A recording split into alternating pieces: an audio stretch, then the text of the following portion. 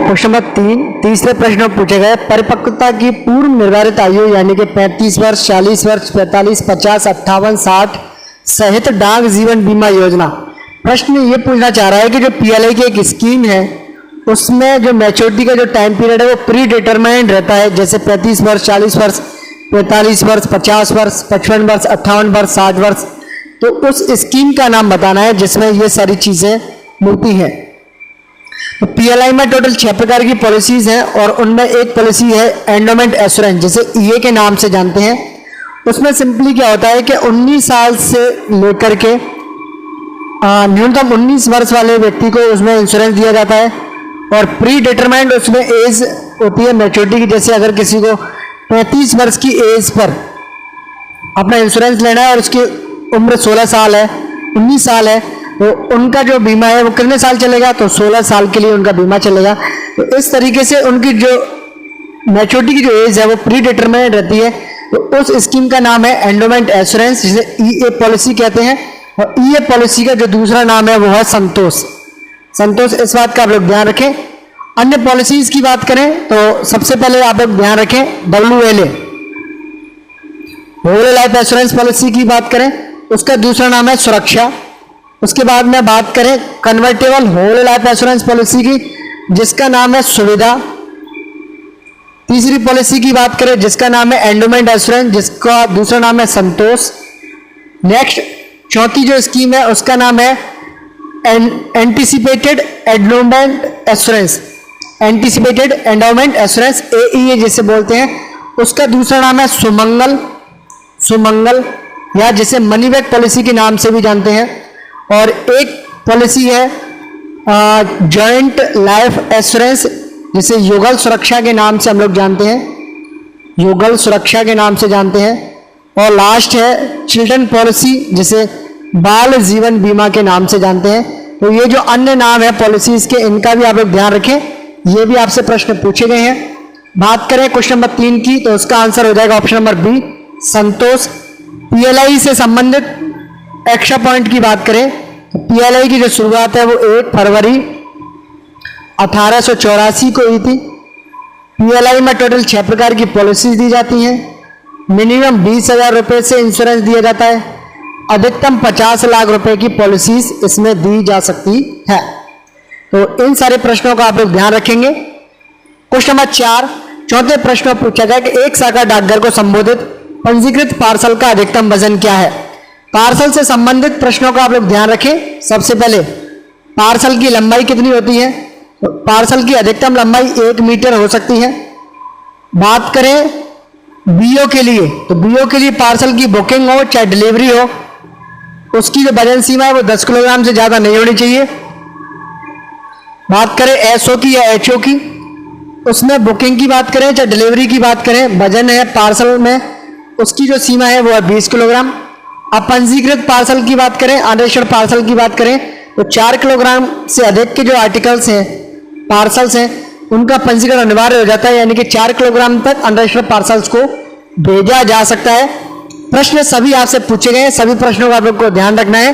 प्रश्न में पूछा गया कि बीओ के लिए संबोधित एक पंजीकृत पार्सल है, उसका अधिकतम वजन कितना हो सकता है, तो आंसर ध्यान रखें, उसका जो वजन है 10 किलोग्राम तक हो सकता है, यानी कि ऑप्शन नंबर सी हो जाएगा इस प्रश्न के लिए सही आंसर। बात करें क्वेश्चन नंबर 5 की, 5वें प्रश्न में पूछा गया 5 वर्षों के लिए फ्रैंकिंग मशीन का लाइसेंस शुल्क क्या है। तो फ्रैंकिंग मशीन का जो लाइसेंस है वो 5 वर्ष के लिए दिया जाता है। इस बात का सबसे पहले आप लोग ध्यान रखें। लाइसेंस कौन देगा, लाइसेंस देगा मंडल के प्रमुख, यानी कि सुप्रिटेंडेंट या सीनियर सुप्रिटेंडेंट की बात कर रहे हैं। बात करें लाइसेंस के लिए, लाइसेंस के लिए कितना चार्जेस देने हैं, तो लाइसेंस के लिए चार्जेस देने होते हैं 375 रुपए 5 साल के लिए। 5 साल के बाद में अगर कोई रिन्यूअल करवाता है तो उस पर 100 रुपए पेनल्टी लगती है, यानी कि टोटल जो चार्जेस हैं वो कितने रुपए लगेंगे। अगर रिन्यूअल करवाना है 5 साल के बाद में तो 475 रुपए लगेंगे। समय से अगर रिन्यूअल करवाया तो 375 रुपए ही चार्ज उनको देने होते हैं। तो इन सारी चीजों का आप लोग ध्यान रखें। ऑप्शन नंबर बी हो जाएगा इस प्रश्न के लिए सही आंसर। फ्रैंकिंग मशीन से संबंधित बहुत अच्छे प्रश्न। छाप कौन से कलर की होती है फ्रैंकिंग मशीन की, आंसर ध्यान रखें रेड कलर। वैल्यू डाई और लाइसेंस डाई, वैल्यू डाई और लाइसेंस डाई संबंध जो शब्द है वो किससे संबंधित है, ये फ्रैंकिंग मशीन से संबंधित है। फ्रैंकिंग मशीन के अगर आर्टिकल्स को फ्रैंक्ड आर्टिकल बोलते हैं, फ्रैंक्ड आर्टिकल को अगर किसी ने गलती से लेटर बॉक्स में पोस्ट कर दिया तो उस आर्टिकल को अनपेड आर्टिकल माना जाएगा, इस बात का ध्यान रखें। उस आर्टिकल को अनपेड आर्टिकल माना जाएगा, इस बात का ध्यान रखें। ये जो सारे प्रश्न है वो आपसे पूछे गए हैं। क्वेश्चन नंबर 6 में पूछा गया सुकन्या समृद्धि योजना के खाते की वर्तमान ब्याज दर क्या है। तो आप लोग सभी स्कीम्स पर करंट ब्याज जो रेट है, करंट जो इंटरेस्ट रेट्स है उनका ध्यान रखें। हम लोग इस क्वेश्चन को स्किप कर रहे हैं। क्वेश्चन नंबर 7वें प्रश्न में पूछा गया कि प्रधानमंत्री जीवन ज्योति बीमा योजना के लिए देय वार्षिक प्रीमियम क्या है। तो सबसे पहले आप लोग नोट डाउन करें, प्रधानमंत्री जीवन ज्योति बीमा योजना, शॉर्ट में PMJJBY। दूसरा नोट डाउन करें, प्रधानमंत्री सुरक्षा बीमा योजना, PMSBY। अब ध्यान रखें कि दोनों में जो इंश्योरेंस है वो 2 लाख रुपए का होता है, इस बात का सबसे पहले ध्यान रखें। दूसरी बात ध्यान रखने वाली बात यह है कि इसमें जो सालाना जो प्रीमियम जाता है PMJJBY में वो जाता है 330 रुपए और PMSBY में जाता है 12 रुपए, इसका भी ध्यान रखें। अपडेट हो गया है प्रीमियम, सालाना प्रीमियम 330 से बढ़कर 436 हो गया है और इसमें 12 से बढ़कर के 20 रुपए हो गए, इसका भी आप लोग ध्यान रखें। नेक्स्ट आप लोग एज लिमिट ध्यान रखें। PMJJBY में एज लिमिट है 18 से 50 साल, 18 से 50 साल और PMSBY में एज लिमिट है 18 से 70 साल। इन सारे पॉइंट्स का आप लोग ध्यान रखें। प्रश्न यहीं से पूछे गए हैं और बार बार यहीं से प्रश्न पूछे जाते हैं। तो इस प्रश्न के लिए सही आंसर ऑप्शन नंबर C हो जाएगा। क्वेश्चन नंबर 8वें प्रश्न में पूछा गया है कि अंतरराष्ट्रीय मनी ट्रांसफर सर्विसेज IMTS के अधीन एक लाभार्थी के लिए लेन देन की अधिकतम संख्या क्या है। तो IMTS में एक व्यक्ति एक साल में 30 ट्रांजैक्शन कर सकता है, इसलिए इस प्रश्न के लिए जो सही आंसर होगा वो होगा ऑप्शन नंबर A। प्रश्न आपसे बहुत अच्छा ये पूछा जाता है कि IMTS में अधिकतम कितने रुपए का लेन देन किया जा सकता है। तो 2500 US डॉलर का आप लोग इसमें लेन देन कर सकते हैं। क्वेश्चन नंबर 9वें प्रश्न में पूछा गया है कि वरिष्ठ नागरिक बचत योजना के अधीन खाते खोले गए को समय से पहले बंद करने की अनुमति है। सीनियर सिटीजन सेविंग स्कीम के जो अकाउंट्स हैं वो मिनिमम 1000 रुपए से खोले जाते हैं, 1000 के गुणक में खोले जाते हैं, 5 वर्ष के लिए खोले जाते हैं। प्रश्न पूछा गया है कि समय से पहले यानी कि 5 वर्ष से पहले इन खातों को बंद करना है, यानी कि प्री मैच्योर रूप से अगर अकाउंट्स को क्लोज करना है तो पूछा गया है कि कब बंद कर सकते हैं। तो खाता खुलने के बाद कभी भी इन्हें प्री मैच्योर रूप से क्लोज किया जा सकता है। ऑप्शन नंबर B हो जाएगा इस प्रश्न के लिए सही answer. Senior citizen saving scheme से संबंधित एक जो अपडेट अभी आया है वो ये है कि पहले सीनियर सिटीजन सेविंग स्कीम के खातों के लिए अधिकतम जमा की जो राशि थी, जो लिमिट थी वो थी 15 लाख, जिसे बढ़ा करके 1 अप्रैल 2023 से 30 लाख कर दिया गया है, इस बात का भी आप लोग ध्यान रखें। क्वेश्चन नंबर 10 में पूछा गया है रुपए से अधिक मूल्य के सोने के सिक्के या बुलियन या दोनों का डाक द्वारा प्रेषण निषिद्ध है। तो पूछा गया है कि जो गोल्ड के कॉइन्स है, बुलियन से, ज्वेलरीज है, सोने या चांदी की जो वस्तुएं हैं वो अगर 20,000 रुपए से ज्यादा की अगर है तो उनका जो ट्रांसमिशन है वो इंलैंड पोस्ट के माध्यम से पॉसिबल नहीं होता, इस बात का आप लोग ध्यान रखें। और इन आर्टिकल्स को हम लोग इंश्योर पोस्ट के माध्यम से ही भेज सकते हैं। दोनों ही प्रश्न आप लोगों से पूछे हैं, इस बात का ध्यान रखें। इस प्रश्न के लिए सही आंसर हो जाएगा option number C। Question number 11वें प्रश्न में पूछा गया कि 5 लाख रुपए तक के मासिक कारोबार प्रदान करने वाले स्पीड पोस्ट ग्राहक के लिए छूट की दर क्या है। तो सबसे पहले स्पीड पोस्ट का जो डिस्काउंट स्ट्रक्चर है, सबसे पहले आप लोग उसका ध्यान रखें कि वो डिस्काउंट का जो स्ट्रक्चर है वो क्या है।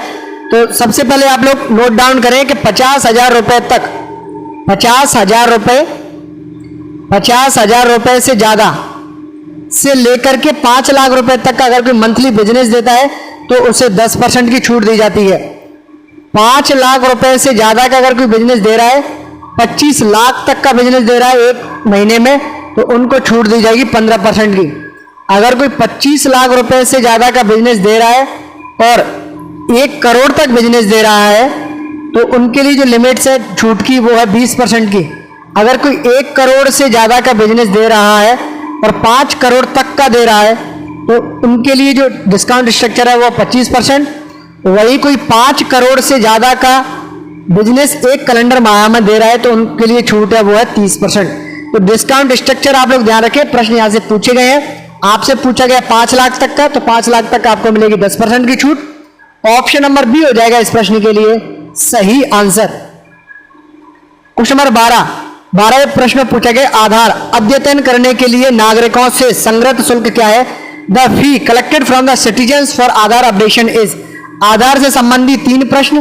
पहला, नामांकन के लिए क्या शुल्क लिया जाता है? आधार नामांकन यानी एनरोलमेंट के लिए क्या चार्जेस है? नया आधार बनवाना है तो किसी के लिए क्या चार्जेस है? तो फ्री ऑफ कॉस्ट, कोई शुल्क नहीं लिया जाता, ध्यान रखें। अपडेट के लिए कितना चार्ज लेते हैं? अपडेट के लिए लेते हैं 50 रुपए विद जीएसटी, 50 रुपए, इसी में ही आपका जीएसटी काउंट होता है, इंक्लूडिंग जीएसटी, इस बात का ध्यान रखें। अगर किसी को बायोमेट्रिक अपडेट करवाने हैं, बायोमेट्रिक अपडेट से मतलब है कि 10 फिंगर्स प्लस आपको अपना फोटो चेंज करवाना है तो आपको चार्ज देने होंगे 100 रुपए, इसी में आपका जीएसटी शामिल होता है, इस बात का ध्यान रखें। इसमें सिंपल आपसे पूछा गया आधार अपडेशन, आप लोग आंसर लगाएं 50 रुपए जीएसटी सहित। ऑप्शन नंबर बी हो जाएगा इस प्रश्न के लिए सही आंसर। क्वेश्चन नंबर 13 प्रश्न में पूछा गया कि यदि पूरे वित्तीय वर्ष की अवधि के लिए अलग से पत्र, पेटियां और थैले लिए जाते हैं तो देय किराया। तो सबसे पहले आप लोग नोट डाउन करें, एक तरफ लिखें आप लोग पोस्ट बॉक्स, दूसरी तरफ आप लिखें पोस्ट बैग।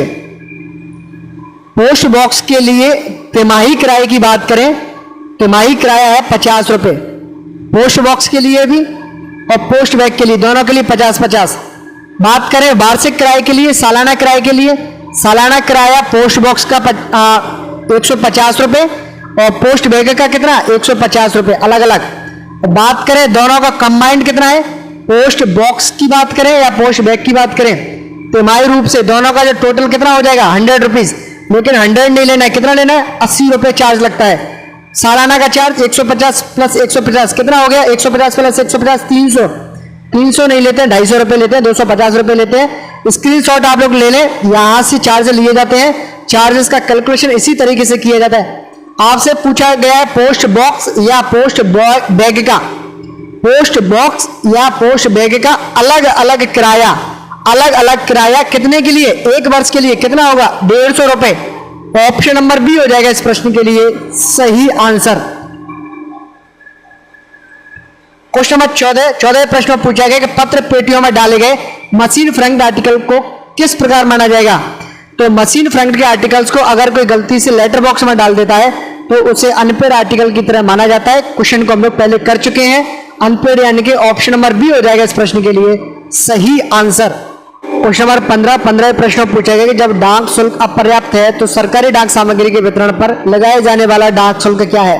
तो सिंपली इसमें क्या होता है कि एक आर्टिकल भेजने वाले व्यक्ति ने भेजा, प्रेषक ने इसको भेज दिया, मान के चलते हैं कि इस पर चार्ज लगना था 22 रुपए और इसमें से किसी भी चार्ज का भुगतान नहीं किया गया है, तो वितरण के समय पर अगर प्राप्तकर्ता इस आर्टिकल को लेगा तो इस आर्टिकल पर कितना चार्ज लगेगा? अगर आर्टिकल ये ऑफिशियल पोस्टल आर्टिकल है, तो ऑफिशियल पोस्टल आर्टिकल है तो उस केस में जितना चार्ज अनपेड आर्टिकल पर लगना था वितरण के समय पर उतना ही चार्ज लगेगा, यानी कि टोटल 22 रुपए ही लगेंगे।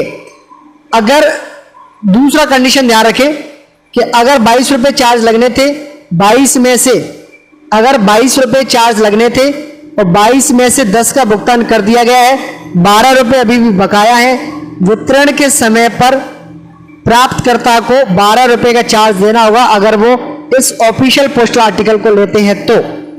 प्रश्न में क्या पूछा गया? प्रश्न आपसे पूछा गया अगर डाक शुल्क अपर्याप्त है तो यानी कि जितना आपका अपर्याप्त है उतना ही चार्ज लेंगे, यानी कि जितनी भी एक्चुअल डिफिशियंसी है उतना ही चार्ज आप लोगों से लिया जाता है। ऑप्शन नंबर ए हो जाएगा इस प्रश्न के लिए सही आंसर। अभी तक हम लोग चर्चा कर रहे थे सरकारी डाक सामग्री यानी कि ऑफिशियल पोस्टल आर्टिकल के बारे में।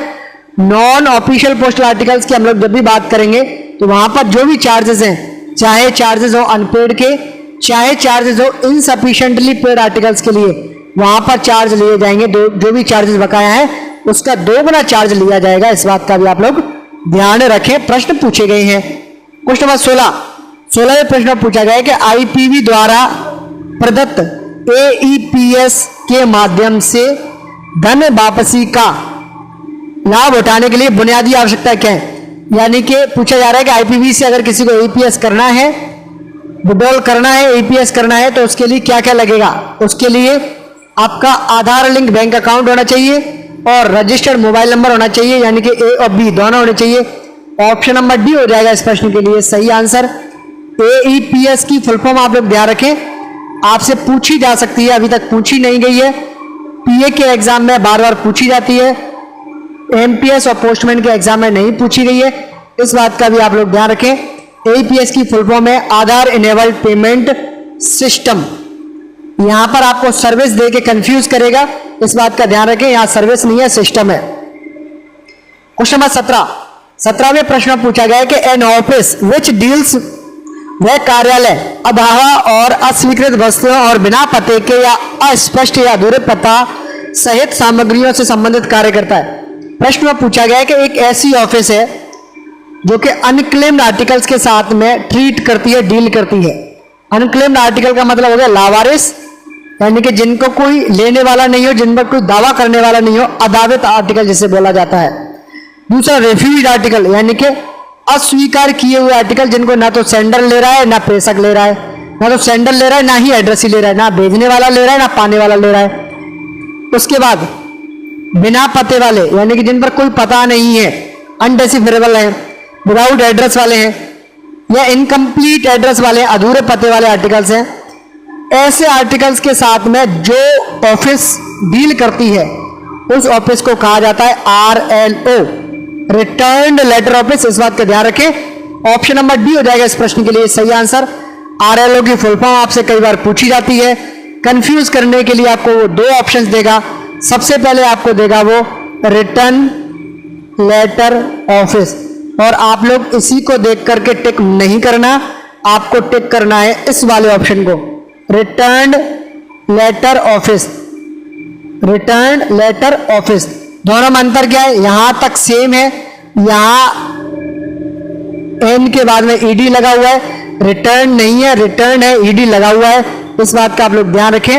ऑप्शन नंबर डी हो जाएगा इस प्रश्न के लिए सही आंसर। क्वेश्चन नंबर 18वें प्रश्न में पूछा गया है रेल डाक सेवा का, रेलवे मेल सर्विस का, आरएमएस का, रेलवे मेल सर्विस का, रेल डाक सेवा का अचल कार्यालय, जहां इससे जुड़े अनुभाग के कार्य पत्र तैयार किए जाते हैं, जांचे जाते हैं और अभिलेख रखे जाते हैं। यानी कि जहां पर वर्क पेपर्स से संबंधित कार्य होंगे, यानी कि उनको रखा जाएगा, जांचा जाएगा, वो कहां पर होंगे, रिकॉर्ड ऑफिस में होंगे।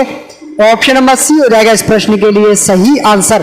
प्रश्न पूछा जाता है कि जो रिकॉर्ड ऑफिस है वो आरएमएस की कैसी ब्रांच है। तो रिकॉर्ड ऑफिस आरएमएस की एक स्टेशनरी ऑफिस है, स्टेशनरी ऑफिस है, अचल ऑफिस है, एक ही जगह पर स्थित है ये ऑफिस, इस बात का ध्यान रखेंगे। क्वेश्चन नंबर 19वें प्रश्न में पूछा गया कि छटाई सूचियों में परिवर्तन निर्धारित करते हुए अधीक्षक रेल डाक सेवा द्वारा जारी आदेश। इसमें सिंपल सा ये पूछना चाह रहा है कि आपके सिलेबस में ए ऑर्डर, बी ऑर्डर है और एक होता है टीवी ऑर्डर। ए ऑर्डर कब निकाले जाते हैं, जब सॉर्टिंग लिस्ट, छटाई सूची में अगर कोई चेंज करना है तो उस समय पर इससे संबंधित जो ऑर्डर निकाले जाएंगे उसे कहते हैं ए ऑर्डर। बी ऑर्डर का मतलब है कि आरएमएस के कर्मचारियों को अगर कोई गाइडेंस देनी है उस संबंध में निकाले गए सारे ऑर्डर्स को बी ऑर्डर्स कहा जाता है। टीवी ऑर्डर का मतलब है कि कैंप बैग के जो आर्टिकल्स हैं उस संबंध में जितने भी पत्राचार होते हैं उन्हें कहते हैं टीवी ऑर्डर्स। ये तीनों ही ऑर्डर्स आप लोगों को पता चल गया क्या है, कौन निकालता है इनको। तो तीनों को निकालने वाला एक ही व्यक्ति, कौन, superintendent of the RMS. Superintendent of the RMS. प्रश्न में आपसे उल्टा पूछा गया कि सुप्रीडेंट ऑफ द आरएमएस छटाई सूचियों में परिवर्तन संबंधी जो ऑर्डर्स निकालते हैं उन ऑर्डर्स को क्या कहते हैं, उन ऑर्डर्स को कहा जाता है ए ऑर्डर्स। यानी कि ऑप्शन नंबर बी हो जाएगा इस प्रश्न के लिए सही answer. Question number 20, which of the following is a due bag, निम्नलिखित में से कौन सा देय थैला है। ड्यू बैग का क्या मतलब होता है, एक होता है ड्यू बैग, एक होता है not a due bag. Due bag का मतलब है कि अगर आर्टिकल है, इसमें जाने वाली जो भी सामग्री है या नहीं है, इससे कोई फर्क नहीं पड़ता है, बैग बनेगा ही बनेगा। नॉट अ ड्यू का मतलब है अगर आर्टिकल है तभी बैग बनेगा, आर्टिकल नहीं है तो बैग नहीं बनेगा, इस बात का ध्यान रखें। तो कैश बैग कैश होगा तभी भेजा जाएगा, स्पेशल बैग स्पेशल आर्टिकल्स को भेजा जाएगा, कैंप आर्टिकल भी ड्यू बैग नहीं है, सिर्फ और सिर्फ अकाउंट बैग एक ड्यू बैग होता है, इस बात का आप लोग ध्यान रखें। ऑप्शन नंबर डी हो जाएगा इस प्रश्न के लिए सही आंसर। क्वेश्चन नंबर 21वें प्रश्न में पूछा गया कि सामान्यतः पंजीकृत बंडल तब बनाया जाता है जब संलग्न की जाने वाली पंजीकृत सामग्रियों की संख्या इससे अधिक होती है। पूछा जा रहा है आपसे कि जो रजिस्टर्ड बंडल है वो कब तैयार किया जाता है, तो रजिस्टर्ड बंडल सिर्फ और सिर्फ एक ही केस में तैयार किया जाएगा जब इसमें जाने वाले जो आर्टिकल्स की जो संख्या है वो 2 से ज्यादा होगी, मोर देन 2, एक्सीड 2, यानी कि ऑप्शन नंबर ए हो जाएगा इस प्रश्न के लिए सही आंसर।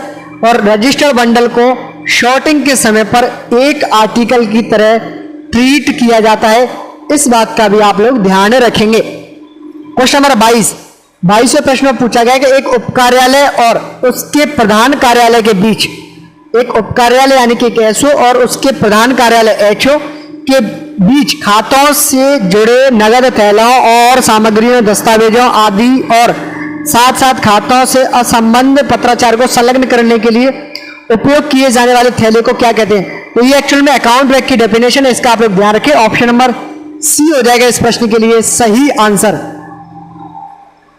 क्वेश्चन नंबर 23वें प्रश्न में पूछा गया है the mobile app through which delivery particulars of accountable articles are updated instantly is, यानी कि एक मोबाइल एप्लीकेशन है जिसके माध्यम से अकाउंटेबल आर्टिकल का मतलब होता है पंजीकृत आर्टिकल्स से भी मतलब चाहे वो रजिस्टर्ड लेटर्स हो, चाहे स्पीड पोस्ट हो, चाहे वो पार्सल हो, चाहे कुछ भी हो, उनको कहते हैं अकाउंटेबल आर्टिकल। अकाउंटेबल आर्टिकल्स की डिलीवरी से संबंधित अपडेटेड डाटा अगर कहीं से मिलता है तो उस एप्लीकेशन को कहते हैं postman mobile application. Option number D हो जाएगा इस प्रश्न के लिए सही आंसर। पीएमए का पूरा नाम आप लोग ध्यान रखें, पीएमए का पूरा नाम है पोस्टमैन मोबाइल एप्लीकेशन, इस बात का आप लोग ध्यान रखें, प्रश्न आपसे पूछा गया है। क्वेश्चन नंबर 24वें प्रश्न में पूछा गया है कि ग्रामीण डाक सेवकों के प्रभार के डाकघर खुले रखने की अधिकतम अवधि क्या है। तो प्रश्न में यह पूछा गया है कि जो जीडीएस के अंडर में आती हैं ऑफिसेस जिन्हें बीओ कहते हैं वो अधिकतम कितने समय के लिए खुलती हैं, तो उसका आंसर हो गया 5 घंटे। न्यूनतम कितने समय के लिए, तो 4 घंटे। पूछा क्या गया आपसे, पूछा गया मैक्सिमम का हो गया 5 घंटे, यानी कि ऑप्शन नंबर बी हो जाएगा इस प्रश्न के लिए सही आंसर। क्वेश्चन नंबर 25 में पूछा गया फ्रैंकिंग मशीन का उपयोग करने के लिए लाइसेंस कौन जारी करता है, आपको पता है head of the division. Option number A हो जाएगा इस प्रश्न के लिए सही आंसर। क्वेश्चन नंबर 26वें प्रश्न में पूछा गया कि डाक विभाग का शीर्ष प्रबंधन निकाय क्या है, अपेक्स मैनेजमेंट बॉडी क्या है डिपार्टमेंट की, तो वो है पोस्टल सर्विस बोर्ड पीएसबी जिसे हम लोग कहते हैं। ऑप्शन नंबर ए हो जाएगा इस प्रश्न के लिए सही आंसर। पीएसबी के हेड कौन होते हैं, उसके चेयरमैन कौन होते हैं, उनके चेयरमैन होते हैं सचिव डाक विभाग। इसके अलावा इसमें 6 सदस्य होते हैं और इसका जो हेडक्वार्टर है वो कहां पर स्थित है, नई दिल्ली में है। पीएसबी का पूरा नाम क्या है, तो पोस्टल सर्विस बोर्ड। ये तीनों चारों प्रश्न आपसे पूछे गए हैं, इन सारे प्रश्नों का आप लोग ध्यान रखेंगे। क्वेश्चन नंबर 27 में कि मान्य फ्रैंक छापे में क्या होना चाहिए। फ्रैंक इंप्रेशन को बैलेट तब माना जाता है जब उसमें वैल्यू डाई और लाइसेंस डाई दोनों ही होनी चाहिए, वैल्यू डाई और लाइसेंस डाई दोनों ही होनी चाहिए। और वैल्यू डाई और लाइसेंस डाई जो शब्द हैं वो फ्रैंकिंग मशीन से जुड़े हुए हैं, इस बात का भी आप लोग ध्यान रखें। इस प्रश्न के लिए सही आंसर ऑप्शन नंबर डी हो जाएगा इस प्रश्न के लिए सही आंसर। क्वेश्चन नंबर 28वें प्रश्न में पूछा गया कि द्वारों पर डिजिटल जीवन प्रमाण पत्र, डिजिटल लाइफ सर्टिफिकेट डीएलसी प्रदान करने के लिए एक पेंशन से संग्रहित शुल्क कितना चार्ज लेते हैं डीएलसी के लिए। तो डिजिटल लाइफ सर्टिफिकेट के लिए टोटल चार्ज लगता है 70 रुपए और इस 70 रुपए में ही जीएसटी आपकी शामिल होती है, इस बात का आप लोग ध्यान रखें। ऑप्शन नंबर बी हो जाएगा इस प्रश्न के लिए सही आंसर। बात करें क्वेश्चन नंबर 29वें प्रश्न में पूछा गया द्वार पर आधार में मोबाइल संख्या अद्यतनीकरण इसके द्वारा किया जाता है। सिंपल सा क्या प्रश्न पूछा गया कि डोर स्टेप पर मोबाइल नंबर अगर आधार में अपडेट करना है तो किसके माध्यम से किया जाता है। तो इस प्रश्न के लिए सही आंसर है सीईएलसी। ऑप्शन नंबर बी हो जाएगा इस प्रश्न के लिए सही आंसर। सीईएलसी का पूरा नाम आप लोगों को ध्यान रखना है, पूछा गया है आपसे सीईएलसी का पूरा नाम क्या है। तो सीईएलसी का पूरा नाम है child enrolment child enrolment light client, ये CELC का पूरा नाम है, इस बात का ध्यान रखें। आधार APS का आपको पता है, आधार इनेबल्ड पेमेंट सर्विस, ये APS की फुल फॉर्म है। DLC की फुल फॉर्म आप लोगों को पता है, डिजिटल लाइफ सर्टिफिकेट, ये DLC की फुल फॉर्म है। इन सारी चीजों का आप लोग ध्यान रखेंगे। क्वेश्चन नंबर 30वें प्रश्न में पूछा गया, पत्र पेटियों की इलेक्ट्रॉनिक निकासी इसके द्वारा की जाती है। तो लेटर बॉक्स को अगर डिजिटल रूप से क्लियर करना है तो उस संबंध में एक एप्लीकेशन है, उसका नाम है नन्यता एप्लीकेशन। ऑप्शन नंबर डी हो जाएगा इस प्रश्न के लिए सही आंसर। नन्यता के माध्यम से पता चल जाता है कि किस एम्प्लॉय ने इसे क्लियर किया है। इस लेटर बॉक्स में कितने आर्टिकल्स हैं, यानी आर्टिकल्स की संख्या पता चल जाता है, किस तारीख को इसे लेटर बॉक्स को क्लियर किया गया, कितने बजे किया गया, और GPS की सुविधा इसमें उपलब्ध होती है, यानी कि पता चल जाता है GPS से कि किस जगह से इसे क्लियर किया जा रहा है। और इसके अलावा एम्प्लॉय ID भी डलती है इसमें, एम्प्लॉय ID से पता चल जाता है कि किस कर्मचारी ने इसे क्लियर किया है। तो ये सारी जो सुविधाएं हैं वो नन्यता ऐप में मिल जाती हैं। तो इसी के साथ इस वीडियो को करता हूं मैं एंड। ये है अंत इस वीडियो का। धन्यवाद।